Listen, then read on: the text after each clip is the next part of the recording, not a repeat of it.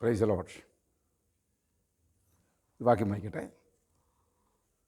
ലൂക്കോസ് സുവിശേഷം 2-ാം അധ്യായം 52-ാമത്തെ വാക്യം.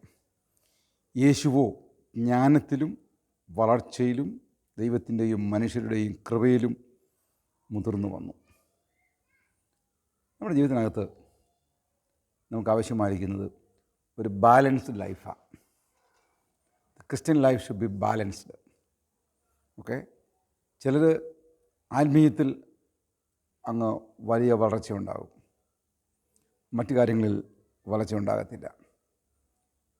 ചിലർ ബുദ്ധിയിലും അങ്ങ് വളരും, പക്ഷേ ആത്മീയത്തിൽ വളർച്ച ഉണ്ടാകത്തില്ല. ഓക്കെ, ഈ ദൈവകൃപയില്ലാത്ത ഇൻ്റലക്ച്വൽ ഡെവലപ്മെൻറ്റ് ഒരു വേസ്റ്റാണ്. ചിലർ ഒത്തിരി ജ്ഞാനം ഉണ്ടാവും, പക്ഷേ അത് ആത്മീയതയുടെ പേരിലായിരിക്കും, പക്ഷേ അതൊക്കെ നല്ല കാര്യമല്ല.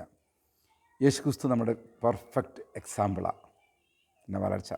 ഓക്കെ, നോക്കിയാട്ട് ജ്ഞാനത്തിൽ ഇൻ്റലക്ച്വൽ ഗ്രോത്ത്, അടുത്തത് വളർച്ചയിൽ ഫിസിക്കൽ ഗ്രോത്ത്, 3 ദൈവത്തിൻ്റെ കൃപ, സ്പിരിച്വൽ, മനുഷ്യൻ്റെ കൃപ, സോഷ്യൽ. ഈ 4 മേഖലയിലും ഒരു മനുഷ്യൻ വളർന്നാൽ അവന് ദൈവം പ്രയോജനപ്പെടുത്തുവാനിടയായിത്തീരും. ദൈവത്തിന് എല്ലാ മനുഷ്യരെക്കുറിച്ചും ഒരു ഡെസ്റ്റിനി ഉണ്ട്, എത്തേണ്ട സ്ഥാനമുണ്ട്. അത് എത്തണമെന്ന് വരികിൽ മനുഷ്യൻ്റെ വളർച്ച, അവൻ്റെ ആത്മീയ ജീവിതയാത്ര ഒരു ബാലൻസ്ഡ് ലൈഫ് ആയിരിക്കണം. വിശ്വാസികൾ ഇൻ്റലക്ച്വൽ ഗ്രോത്തിനോടൊപ്പം തന്നെ ആത്മീയ പക്വതയും അത് പ്രാപിക്കണം. ചിലർക്ക് ഞാൻ നേരത്തെ പറഞ്ഞതുപോലെ 2-ൽ 1 കാണത്തുള്ളൂ. അത് എക്സ്ട്രീമായിരിക്കും, മറ്റേത് താഴെയായിരിക്കും. അതിൻ്റെ പരാജയങ്ങളാണ് ഉണ്ടായിക്കൊണ്ടിരിക്കുന്നത്. ഈ ബാലൻസ് ലൈഫ് എന്ന് പറഞ്ഞു കഴിഞ്ഞാൽ എന്താണ് ഞാൻ പറയാം. ബാലൻസ് ലൈഫ് ഒത്തിരി അർത്ഥങ്ങളുണ്ട്. ഒന്ന് ഞാൻ പറയാം. ശലോമോൻ പറയുന്നുണ്ട്, സഭാപ്രസംഗിൽ 7:6 പറയുന്നുണ്ട്, അതിനീതിമാനായിരിക്കരുത്, അതിജ്ഞാനിയായിരിക്കരുത്. പിന്നെ പറയുന്നു, നിന്നെ തന്നെ എന്തിന് നശിപ്പിക്കുന്നു.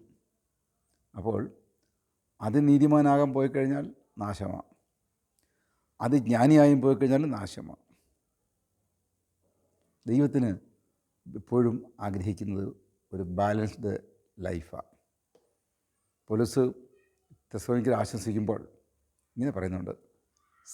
തെസ്സലോനിക്കയിൽ 1-ാം ലേഖനം 5-ാം അധ്യായത്തിൻ്റെ 23-ാം വാക്യത്തിൽ പറയുന്നുണ്ട്, സമാധാനത്തിൻ്റെ ദൈവം തന്നെ നിങ്ങളെ മുഴുവനും ശുദ്ധീകരിക്കുമാറാകട്ടെ.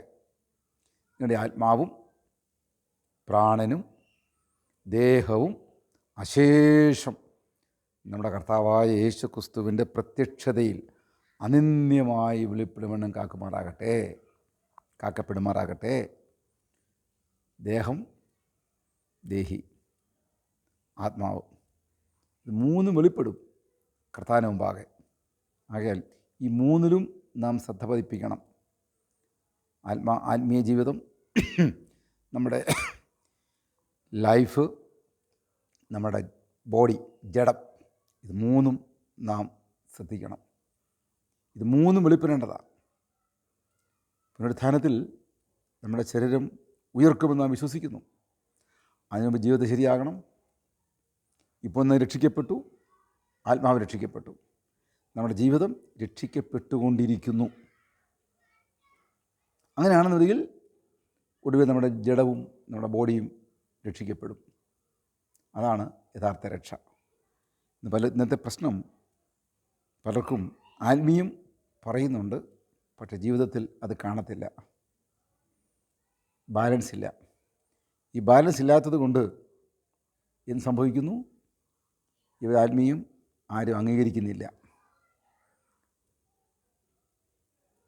എഫേസ്യർ പറയുന്നുണ്ട്, വിശുദ്ധന്മാരുടെ യഥാസ്ഥാനത്തെക്കുറിച്ച് പറയുന്നുണ്ട്, വിശുദ്ധന്മാരുടെ യഥാസ്ഥാനത്തിനുള്ള ശുശ്രൂഷയെക്കുറിച്ച് പറയുന്നുണ്ട്. അവിടെ പറയുന്നത്, അത് വിശുദ്ധന്മാരുടെ യഥാസ്ഥാനത്തിനായുള്ള ശുശ്രൂഷയുടെ വേലയ്ക്കും ക്രിസ്തുവിൻ്റെ ശരീരത്തിൻ്റെ ആത്മീയവർദ്ധന, സഭയുടെ ആത്മീയവർദ്ധന, അത് വന്നു കഴിഞ്ഞാൽ സംഭവിക്കുന്ന താഴെ പറയുന്നുണ്ട്, അങ്ങനെ നാം ഇനി മനുഷ്യരുടെ ചതിയാലും ഉപായത്താലും തെറ്റിച്ച് കളയുന്ന തന്ത്രങ്ങളിൽ കുടുങ്ങിപ്പോകുവാൻ തക്കവണ്ണം ഉപദേശത്തിൻ്റെ ഓരോ കാറ്റിനാൽ അലഞ്ഞുഴുന്ന ശിശുക്കളായിരിക്കാതെ, മച്യൂരിറ്റി ഇല്ലെന്നൊരികിൽ ശിശുക്കളെ പോലെ ആയിത്തീരും. ഓരോ ഉപദേശം വരുമ്പോൾ അതിൻ്റെ പുറകെ അങ്ങ് പോകും. അങ്ങനെ ആയിത്തീരരുത്. ചതിയുണ്ട് ഇവിടെ, ഉപായമുണ്ട് ഇവിടെ, ഇതൊന്നും നമ്മുടെ മേൽ വരാതിരിക്കണമെന്ന് വരികിൽ നമ്മുടെ ജീവിതം ഒരു ബാലൻസ്ഡ് ലൈഫായിരിക്കണം. ദൈവകൃപയും അതുപോലെ ഇൻ്റലക്ച്വൽ ഡെവലപ്മെൻറ്റും ഒരുപോലെ പോയി. കർത്താവിൻ്റെ നാമത്തിന് നാം പ്രയോജനപ്പെടണം. ദാനിയേൽ നോക്കിയിട്ട്, ദാനിയേൽ ഭക്തനായതുകൊണ്ടല്ല അന്നത്തെ കാലഘട്ടത്തിൽ ഉപയോഗിക്കപ്പെട്ടത്. ദൈവം തന്നെ പ്രയോജനപ്പെടുത്തിയത്, രാജ്യത്തിൻ്റെ അധികാരമൊക്കെ മാറ്റിയത് അനാവശ്യമായ ജ്ഞാനം ഉണ്ടായിരുന്നത് കൊണ്ടാണ്. കൂടെ ദൈവത്തിൻ്റെ കൃപയും. 3 ദിനം പ്രാർത്ഥിക്കുമായിരുന്നു. ഇതെല്ലാം ഒരുമിച്ച് പോയി. ദൈവരാജ്യത്തിന് പ്രയോജനപ്പെടുവാൻ തക്കവണ്ണം ഇടയാക്കുമാറാകട്ടെ. God bless you.